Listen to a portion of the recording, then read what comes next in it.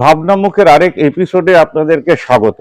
এই মুহূর্তে দিনের আলো রয়েছে, কিন্তু ভারতবর্ষ জুড়ে রয়েছে অন্ধকার। সংবিধান বাঁচাও, শিক্ষা বাঁচাও, জঙ্গল বাঁচাও, জমি বাঁচাও, মানুষকেও বাঁচাতে হবে, কারণ আমাদের দেশে সিএ হচ্ছে।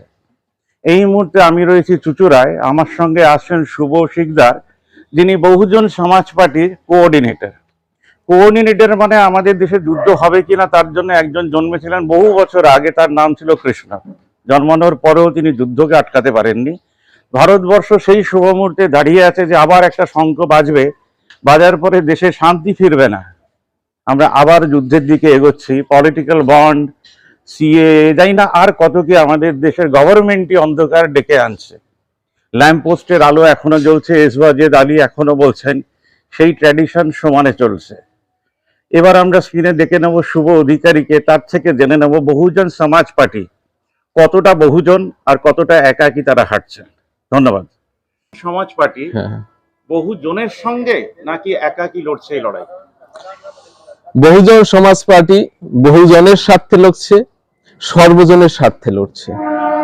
আমি বলছি যেমন ইন্ডিয়া একটা জোট, ইন্ডিয়া অনেকজনকে নিয়েছে, এনডিও জোট অনেকজনকে নিয়েছে, বহুজনকে অনেকজনকে নিয়ে লড়ছে, নাকি এই লড়াইটা আপনাদের একার লড়াই? এই বহুজন সমাজ পার্টির যে লড়াইটা সমস্ত ভারতবাসীর জন্য, এই লড়াইটা সমস্ত দেশের জন্য, এই লড়াইটা কোনো ব্যক্তি কেন্দ্রিক না, কত জাতি কেন্দ্রিক না। এটা হলো ভারতবর্ষের অখণ্ডতার লড়াই, ভারতবর্ষের প্রত্যেকটা মানুষের বেঁচে থাকার লড়াই, ভারতবর্ষের প্রত্যেকটা মানুষের যে অধিকারের লড়াই বহুজন সমাজ পার্টি করছে। তাহলে বলছি ৭৫ বছর ধরে যে আমরা পথটা হাঁটলাম, এই পথে কি আমরা সেটাকে সুদৃঢ় করতে পারলাম না? Did we fail as a democracy? আজকে স্বাধীনতার ৭৭ বছর আমরা অতিক্রম করছি। আজকে স্বাধীনতার পর থেকে যারা ভারতবর্ষের কেন্দ্র সরকারে বসে আছে অথবা ভারতবর্ষের বিভিন্ন প্রদেশের রাজ্য সরকারে বসে আছে, তারা যে সংবিধান অনুযায়ী যে কাজটা করার কথা ছিল, সেই কাজটা যদি করতেন তাহলে বহুজন সমাজ পার্টি তৈরি করার প্রয়োজন হতো না। বহুজন সমাজ পার্টি তৈরি হয়েছে ১৯৮৪ সালে। কারণ তার আগে যেসব জাতিবাদী রাজনৈতিক দলরা ক্ষমতায় ছিল, তারা ভারতবাসীর কথা চিন্তা করেনি, তারা দেশের কথা চিন্তা করেনি, আত্মকেন্দ্রিক কিছু মানুষের কথা চিন্তা করেছে বলে বহুজন সমাজ পার্টি মাননীয় কাশিরামজি বাবা সাহেব ডক্টর আম্বেদকরের জন্মদিন ১৪ এপ্রিল তৈরি করেন। বরুণ কুমারী মায়াবতীজি বর্তমানে তার নেতৃত্ব দিচ্ছে। ২০২৪ ইলেকশন কি আবার সেই অন্ধকার নিয়েই হবে? মানে আলো কি আমরা দেখতে পাবো না? আমরা তো আলোর দিকেই যাচ্ছি, আলোর জন্যই লড়াই করছি। আমরা সেই লড়াইয়ে কতটা এগোতে পারবো সেটা সময় বলবে, কিন্তু আমরা এক অন্ধকারকে সরিয়ে দিয়ে ভারতবর্ষে একটা নতুন আলো, নতুন দিগন্ত, নতুন সমাজ ব্যবস্থা, নতুন উদ্যম নিয়ে আমরা এগিয়ে যাওয়ার চেষ্টা করছি এবং কাজ করে চলছি। আপনার বার্তা কি হবে? মানে আমাদের মডার্ন এই যুগ ২০২৪ কে আপনি কি বার্তা দিতে চাইবেন? বহুজন সমাজ পার্টি পরিষ্কার একটা বার্তা দিতে চাইছে। অন্ন, বস্ত্র, বাসস্থান, শিক্ষা, স্বাস্থ্য, এই ৫টে মৌলিক অধিকার প্রত্যেকটা নাগরিক যেন কাছে সহজলভ্য হয় এবং সে তারা পেতে পারে। এবং বর্তমানে যে প্রচুর পরিমাণে আজকে যে বেকারত্ব যে দেখা দিয়েছে, তার যে যন্ত্রণা ছটফট করছে ভারতবর্ষের শিক্ষিত বেকার যুবক যুবতীরা, তাদেরকে একটা তার কর্মসংস্থানের যে ব্যাপারটা, সেদিকটা একটা লক্ষ্য দিতে হবে এবং বহুজন সমাজ পার্টি সেই কাজটা করবে। এবং বরুণ কুমারী মায়াবতীজি ৪ বার মুখ্যমন্ত্রী থাকাকালীন সেটাকে তারা দেখিয়ে দিয়েছে কিভাবে মানুষের কর্মসংস্থান সেখানে করতে পারে। আমার মনে হয় স্বাধীন ভারতবর্ষে এখনো পর্যন্ত যতগুলো মুখ্যমন্ত্রী হয়েছে, তাদের মধ্যে আপনারা যদি বিবেচনা করেন এবং তাদের যে কাজ করছে সেদিকটা দেখেন, আর বরুণ কুমারী মায়াবতী যে ৪ বারের ৭ বছরের মুখ্যমন্ত্রী ছিল, ২০০৭ থেকে ২০১২ যে ৫ বছরের সম্পূর্ণ মুখ্যমন্ত্রী ছিল, সেখানে যেভাবে সরকারি ক্ষেত্রে কর্মসংস্থানের ব্যবস্থা করেছে ভারতবর্ষে কেউ করতে পারেনি। আপনারা লক্ষ্য করবেন। আচ্ছা, বলছি আমাদের দেশে দুটো মানে ডিভাইড রয়েছে, সেটা হচ্ছে গভর্নমেন্টই সব করে দেবে আর দেশের জনগণ শুধু টিভি দেখবে, নিউজ দেখবে আর খবর কাগজ পড়বে। তো এখানে কোঅপারেটিভ মুভমেন্ট হয় না, এখানে সোলার মুভমেন্ট হয় না, নাগরিকদের কোনো মুভমেন্ট নেই। তারা গভর্নমেন্টের থেকে আইদার ভিক্ষে নেবে বা তাদের থেকে সাহায্য নেবে। এর বাইরে বেরিয়ে কি 2014-তে আমরা নতুন কিছু দেখতে পাবো? 2024-এ কি আমরা নতুন কিছু দেখতে পাবো? যদি দেশের শাসন যন্ত্র পরিবর্তন হয়, যদি সেই শাসনযন্ত্র বহুজন সমাজ পার্টির মাধ্যমে আসে, তাহলে পরিবর্তন দেখতে পাবেন। আর সেই পরিবর্তনটা যদি না হয়, তাহলে যে গতানুগতিক ভাবে চলছে সে গতানুগতিক ভাবেই চলবে। আপনি বলছেন নাগরিকদের কোনো কোঅপারেটিভ মুভমেন্ট করার রাইট নেই, মানে ধরুন আপনি পার্টি জিতলেন না, কিন্তু আপনাদের লক্ষ লক্ষ কোটি কোটি লোক রইল, তারা কি মাসে কোনো চাঁদা দিয়ে কোনো কোঅপারেটিভ মুভমেন্ট করে দেশে কোনো চেঞ্জ আনতে পারবে না? না, আমার তো মনে হয় সেটা পারবে না।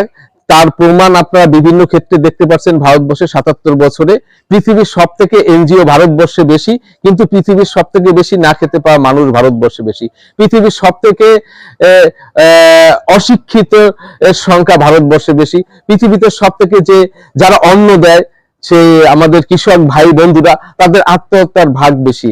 পৃথিবীর সব থেকে শ্রমিক লেবার ভারতবর্ষে বেশি। কারণ এনজিও দিয়ে সমস্ত সমস্যা সমাধান হয় না, সরকার যদি না চায়। তার মানে গভর্নমেন্ট তো এক প্রকারের এনজিও, তারাও তো ওই কি 100 দিনের কাজ, তারপরে রেশনের চাল ডাল, সেটা তো এনজিওরই কাজ করছে, পারছে না আলাদা কথা।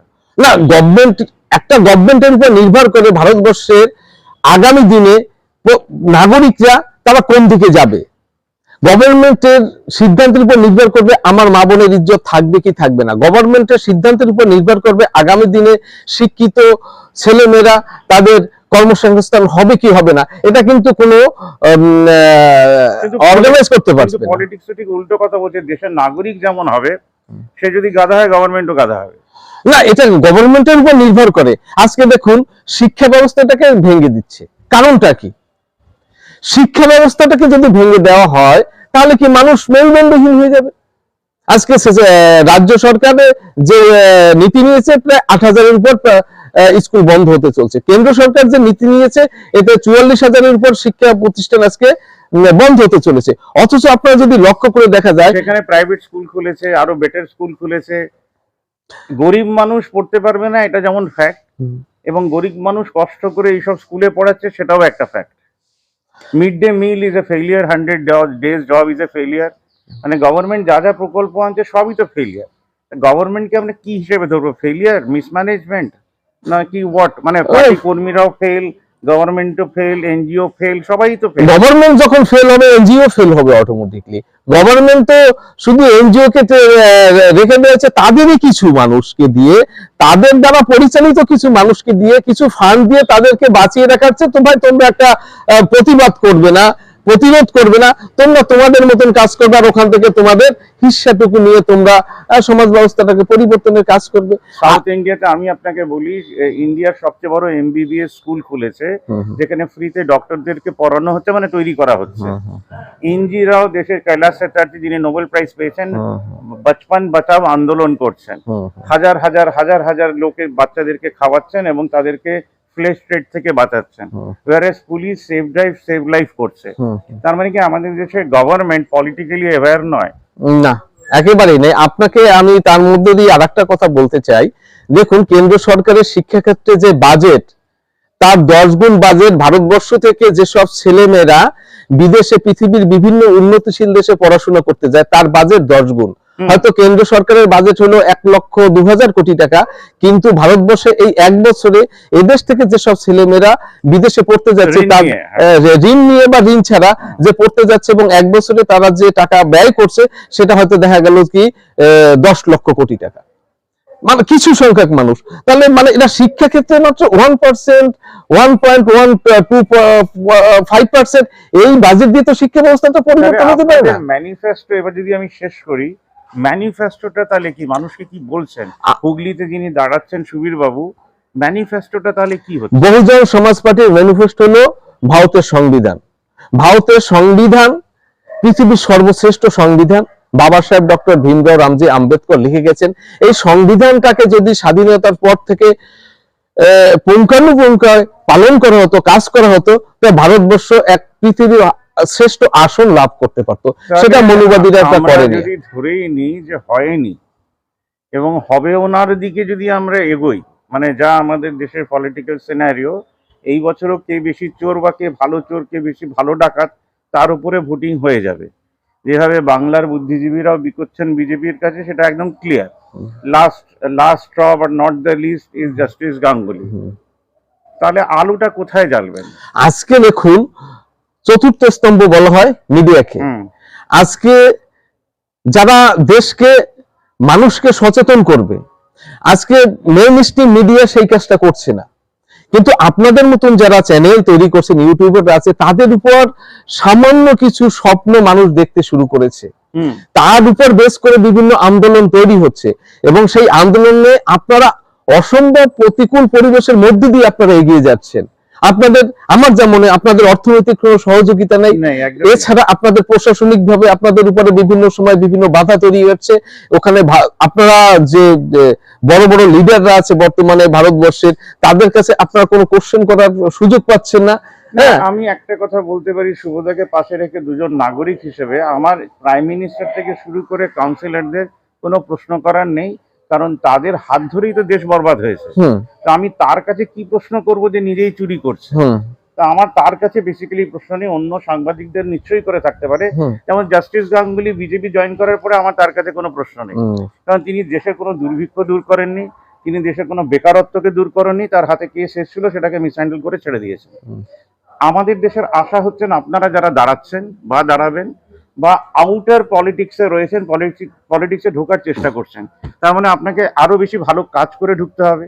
যেহেতু আপনার চোখের সামনে রয়েছে দ্রোণাচার্য তো আঙুল কেটে নেয়, তাহলে একালব্যদের অনেক বেশি অর্গানাইজ হতে হবে। তো অবশ্যই একালব্যদের, আমাদের বহুজন সমাজ পার্টি, আমাদের যে এই যে 3 দিনের র্যালি চলছে, হ্যাঁ, সংবিধান বাঁচাও আজকে থেকে শুরু চলছে।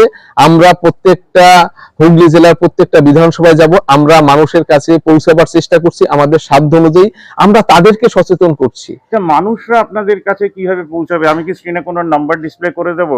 আপনারা কোনো হোয়াটসঅ্যাপ গ্রুপ করে দেবেন, কোনো কি ওয়েবসাইট দেবেন, কোনো কি ফেসবুকে জয়েন করতে বলবেন, তাদের জন্য কোনো স্পেশাল কাজ দেবেন যে এই কাজটা নেক্সট 5 বছর ধরে করে যাও?